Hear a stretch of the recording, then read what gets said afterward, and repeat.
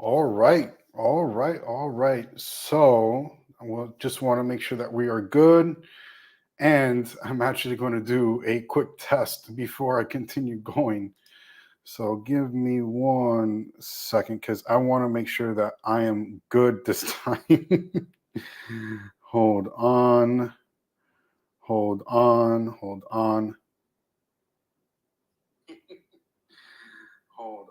All right, cool. So, all right, guys. So, I came on earlier and totally did not realize that my microphone was not working 100%. It was getting cut off, and I feel that that was like a great training that I did. But I wanted to give you guys a training to make up for it, basically, and actually go through it so you guys can actually hear me do it this time, because I think that that was like 20 minutes of gold, and I don't know how long I want to go this time, but second time's a charm, and looking forward to it. Yes, thank you, Z. My assistant is on the call, just making sure that we are good, which is awesome. So, guys, today, first of all, I hope that you guys are having an amazing week, amazing Thursday. And I hope that you guys are going into the end of the week with some amazing results for yourself and for your clients, making sure that you guys are getting the best out of everything that you guys are doing. So today, I really want to nail down and talk about three different mistakes that I see high ticket coaches make nowadays.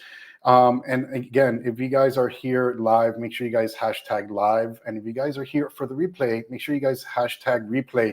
I would love to be able to see who comes in, during the live and who comes in during the replay to make sure, I was making sure how everybody's kind of like consuming the value and consuming the videos. But with that being said, I want to be able to dive into the three mistakes I see high ticket coaches make today. And the reason why I'm kind of, coming up with this and want to be able to provide this to you guys is because I've been talking to a lot of high ticket coaches lately.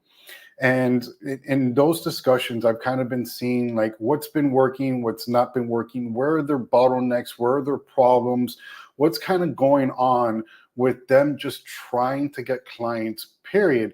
Because the thing at the end of the day, we don't see things internally. We have to have an outside perspective in what we're doing in order for us to be able to move forward in our business. And these are like some of the things that I've been seeing just talking with these high ticket coaches, whether they're already, have a few clients and they're trying to be able to get to more sales and scale their program, or maybe they're just starting out, right? Like they just want to be able to get into the motion of getting their offer out there and start getting clients and everything like that. But in talking with these coaches and a few other people here and there, uh, I've been seeing a lot of things that I think are easy fixes that could actually start generating you a lot of revenue. Now, remember, a lot of times these coaches are utilizing what's called a book a call strategy, which technically would be a video sales letter at the very beginning. Then they'll have a survey to qualify the prospects, and then they'll go into booking their call and ultimately jumping on with a salesperson. And that's usually the strategy or the flow of prospects coming in through a high ticket coach's funnels. But the three mistakes that I normally see with this is that basically you're just, these are like little fixes, but let's go into number one, right? Like the first mistake that I see a lot of high ticket coaches make is they're not niching down well enough. And what do I mean by that? So I just had a conversation with a coach not too long ago. He's actually trying to get into building up a new offer and everything like that. And when talking with him, he was like, "Oh yeah, I help men." I'm like, oh, "Okay, cool. You help men, sweet. Like, what kind of men are you going to be focusing on?" And what ends up happening is that, and mind you, this has happened to myself as well. Like, we get so stuck in our mind that we think that this is the perfect niche. I'm going to go after men and it's going to be perfect. I'm going to help everybody with their mindset and they're all going to be men. And I actually had somebody like tell me the other day, it's like, you even though you think that niche is small, it really is not. Like, there's millions of people inside of that niche. So what needs to kind of happen is that you need to narrow down as much as possible, like get down to the nitty gritty. And what do I mean by that? Well, after talking with him, we started going back and forth, and I start asking him a few questions, and I'm like, okay, so like, what kind of men? Like, where are they? Like, where are they financially? Where are they? So asking all these questions, and then he finally comes back. He's like, oh, I'm going to be focused on men over 35 that are C-suites and making this much money. I'm like, perfect. Now you're getting more narrow, right? And the thing is that, like, again, we think that we could just go for a specific niche, right? So I'll even go into an example of this group. If you guys notice, I just finished changing the name of the group and I got more targeted, right? Because I had, people coming into this group, and it was just marketers, just generalized in marketers, right? Like, not specific for coaches, not specific for SaaS, just marketers as a whole. And again, in my mind, I was thinking, I'm like, I'm narrowing down to the smallest niche I could ever think of. And that, again, that person told me, it's like, well, you're looking at marketers. You may think that there's just 1,000 of them, but there's really hundreds of thousands, right? So you're not targeting a specific group, right? So that's why in this particular group, I narrowed down a little bit further to high ticket coaches that have sales teams, right? So like, my high ticket coach would have an offer of $5,000 or more. They already got a sales team involved. They already got a sales process involved, and I'm coming in and changing things, right? So same thing with your niche, right? Like, you have to be able to get down as narrow as possible, in order for you to be able to get those quality people coming through, right? Like, I'm going to give an example, like $100 million offers, right? If you've gone through that book, like, Hormozi is very adamant. It's like, get as narrow as possible. And the trick is, when you get as narrow as possible, right? Like, if I would have kept on going for marketers as a whole, then my offer would have been $1,000 and it would have been harder to sell, right? Same thing with that coach, right? He was just going for men. His offer could have been $1,000, but it was just so painstakingly for him to be able to sell it. So you want to be able to niche down, and once you niche down, right, the riches are inside the niches, right? And you start niching down. So like, I'm going to give you a great example, right? Going back to the mindset gentleman, right? He went for men, then he started going for 35 to 50 years old, right? So now he narrowed it down even further. Okay, well, they have to be C-suites level executives. Okay, perfect. Narrowed down even more. They have to be making over $250,000 or more.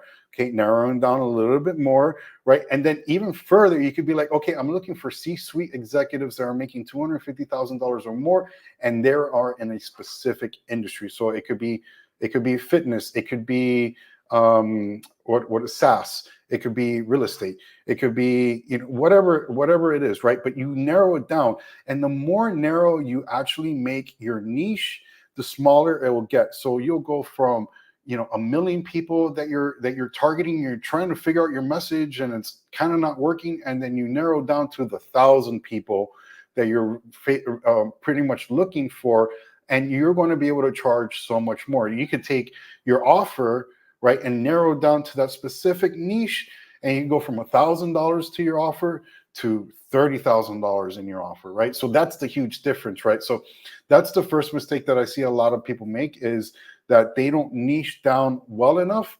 And I think the reason why they don't niche down well enough is because they're looking at people like other marketers like Russell Brunson or other big coaches like Tony Robinson, and they just go, "Hey, business people or business owners," right? Like, I actually saw an ad the other day from Cardone Ventures, right? It said business owners. But the thing is like, they went super, super narrow first. Like, they went for HVAC people, they went for cleaning people, they went very, very specific. And then once they nailed down that specific industry, that specific niche, then they expand into everything else. And I think that we think about it in the wrong way, that we think that we have to go after everything because those big players are actually doing it, when in reality, they've already been through the narrow road, the narrow niche, that now they could expand even more. Same thing with, I'm going to go back to Alex Hormozi. He was in the gym industry. He was helping gyms launch businesses. He was very, very niche down. Had to be a particular size. It had to have specific amount of members. Had to have a certain amount of revenue. Right? He niched down. He helped out. And look what he's doing now. Now he's helping out business owners as a whole in so many different niches and so many different industries, right? Because he's already made his money in that particular niche. So first mistake is that you're not niching down enough. Now, what's the second mistake that I kind of see kind of happening with a lot of high ticket coaches? And it's actually in your systems. And what do I mean by systems? What I mean, your ads, how you're using or utilizing your ads, and how you're utilizing your funnels. And I'm going to go on the ad side first, because I think that there's a lot of bad trainings out there when it comes to ads. Excuse me.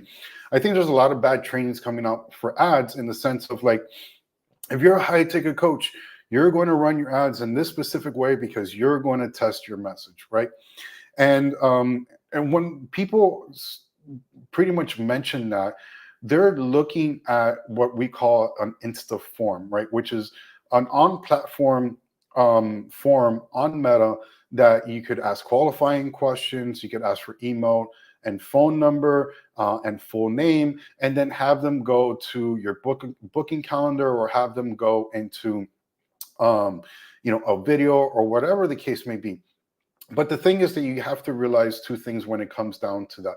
One is that when you're doing that kind of objective on your ads and you're going for an Insta form, the quality of people that are going to be coming through are super, super, super low.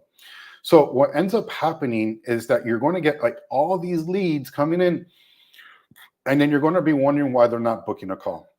And it's because of the objective that you currently have in your ads. And what ends up happening is that you're going to get those low quality leads, and you're not going to be moving the needle. And there's a second part to this, but I'm going to finish on this. And when you look at your objectives, right, you have to look at the highest intent. And I'm a pro. I'm very, very vocal about the kind of intent that you have in your ads. And I see a lot of people doing Insta forms to calls. And that's going to bring you a particular audience that's probably not going to be for your offers. We're going to be very low quality leads. I actually see a whole lot of people go like, oh my God, I got $1 lead. Oh my God. Like, did it create a sale? And I can guarantee you it did not, right? So the quality of the people that are going to be coming through that Insta form are not going to be so good. There's another thing that I actually kind of see with a lot of media buyers nowadays, that they use website registration. And I think people misunderstand what website registration is. And website registration is for, like, if you want to do like a newsletter, it's super, super low intent, like beyond low. And media buyers rave for that conversion, but I'm like, that doesn't work for me. Like, it doesn't move the needle for me when it comes to like getting the sales done. I'm actually working with a client right now that we made that swap. They were using website registration, and I switched it to the actual conversion, and we're getting so much high quality people coming through now that's ridiculous. But those are the two factors on that aspect. But going back to the Insta form, right? The other part that ends up being dropped as well is that you have to consider that when people opt in and don't book a call, what ends up happening is that a lot of high ticket coaches drop the ball after they opted in. And what do I mean by that? Well, like what I said before, you could get a lot of leads, but nobody books a call. So what ends up needing to happen is that you have to go and start having a setter and call these leads that didn't come through to book a call. So now you can start knowing whether your offer is validated or not. Now, again, you're going for much lower intent, so your offer may not resonate with the same people as if you would do it correctly, which in my eyes, the correct way of doing this is setting everything up to a schedule conversion, and having them land on a VSL first with a survey, then having them book a call. For me, I think that that's bar none the best way for you to be able to get the best conversions and the best people coming through your ads and through your funnels. Now, there's a secondary aspect to this that I kind of see people falling short. And I've already seen this with quite a few people.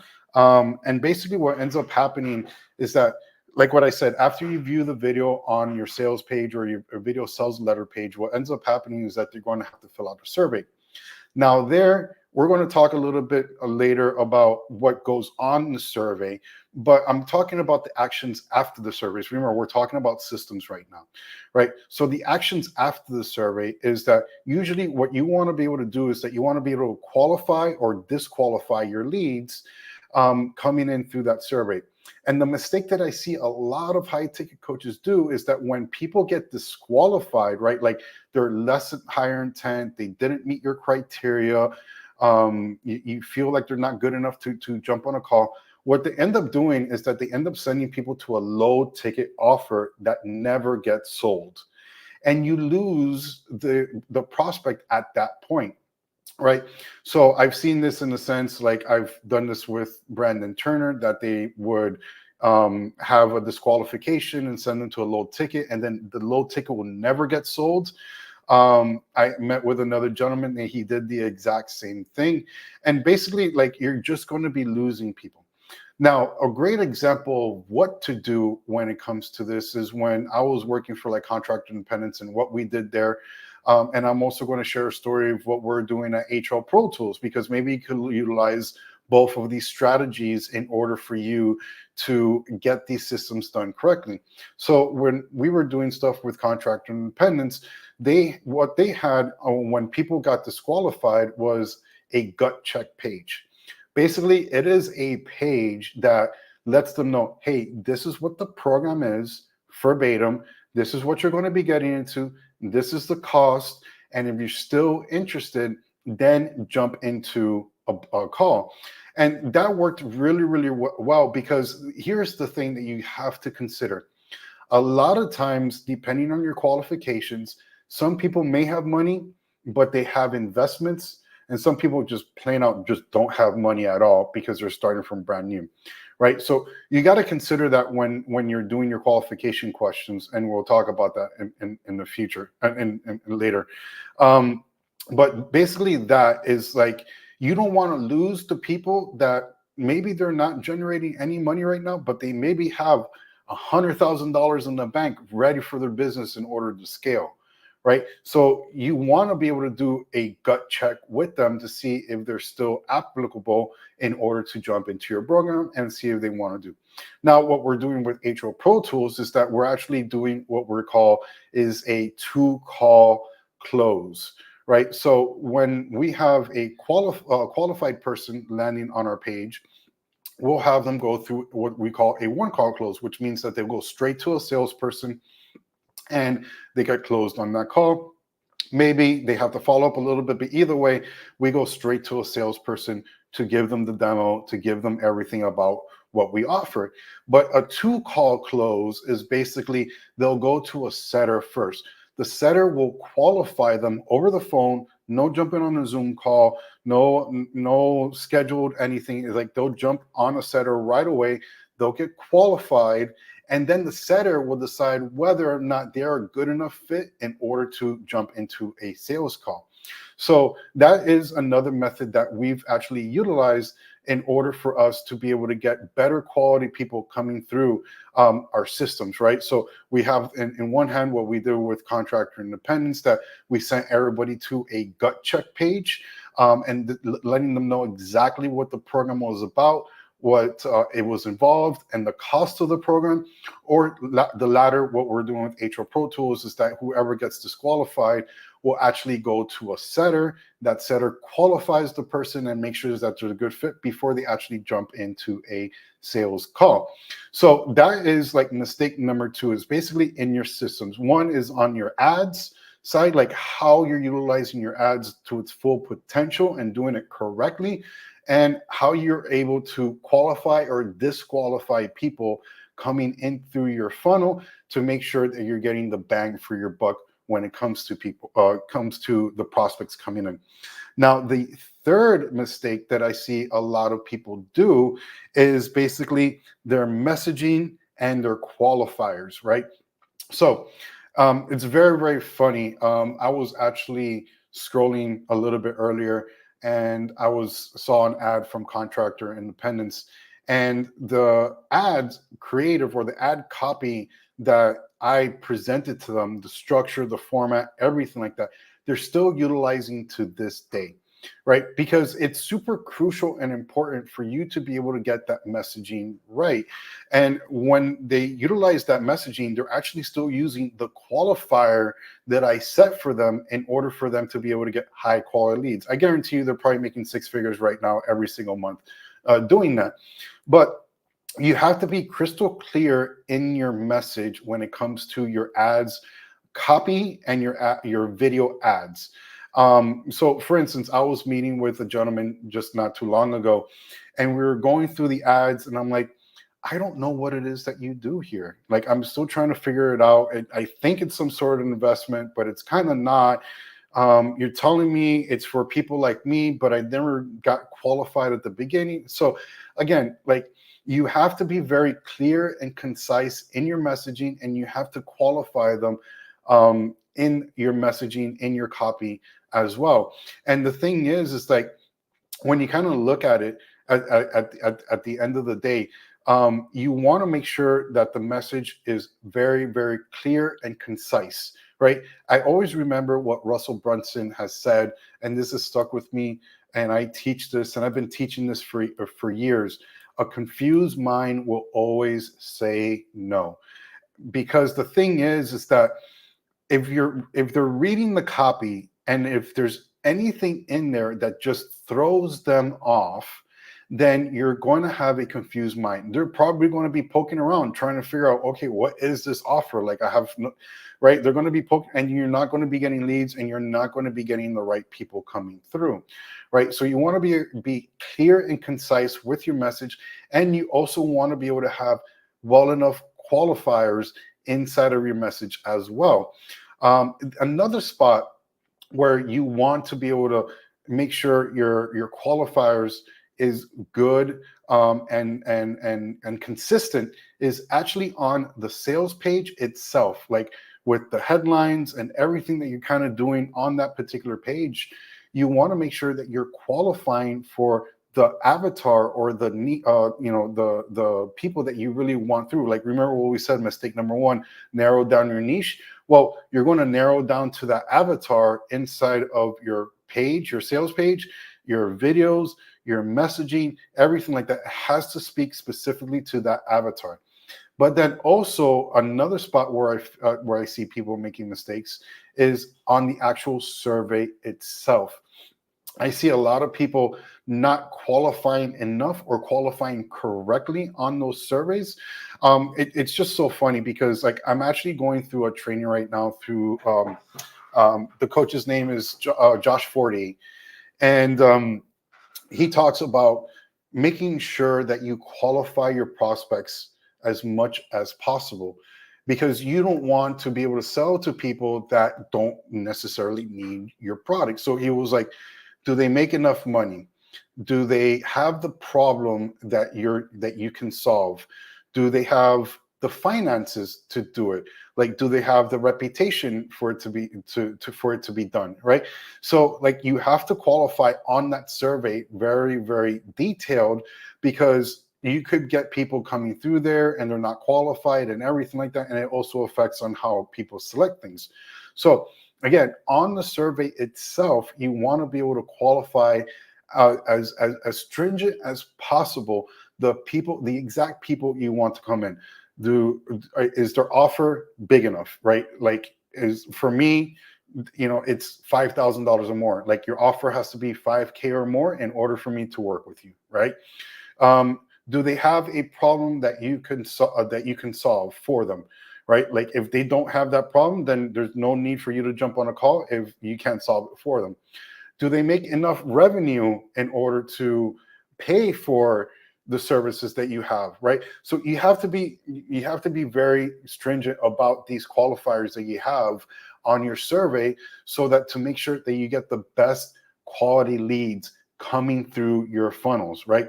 So between the messages on the ads, the qualifying messaging on the ads, the qualifying messaging on the landing page, and then the qualifying survey questions, you're going to get a good amount of high quality leads coming through every single day, right? So those are the three mistakes that I see a lot of high ticket coaches making. One is that they are not niching down well enough. They're way too broad. They think that a lot more people is the answer, when narrowing down to the thousands is where you need to be. Number two, their systems needs to be functioning correctly, having the right ad structure, having the right qualification structure, making sure everything in your funnel works correctly and is in a position to convert and be able to get people through much easier. Simplification is key at the end of the day.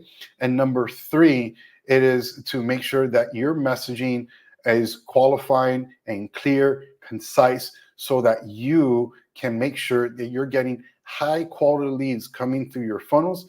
And when you get high quality leads coming in through your funnels from all of those three mistakes, if you fix all three of those mistakes, start getting high quality leads, then that means your sales team is going to be happy. That means you're going to start generating more revenue, and you're going to be able to scale your business to the next level, to your next revenue growth. All right, guys. So I hope you guys enjoyed the value in this live training. I hope you guys enjoyed it. Hope you guys got a lot out of it. I know I did, but this is the second time of me doing it, so I hope that I got a lot out of it.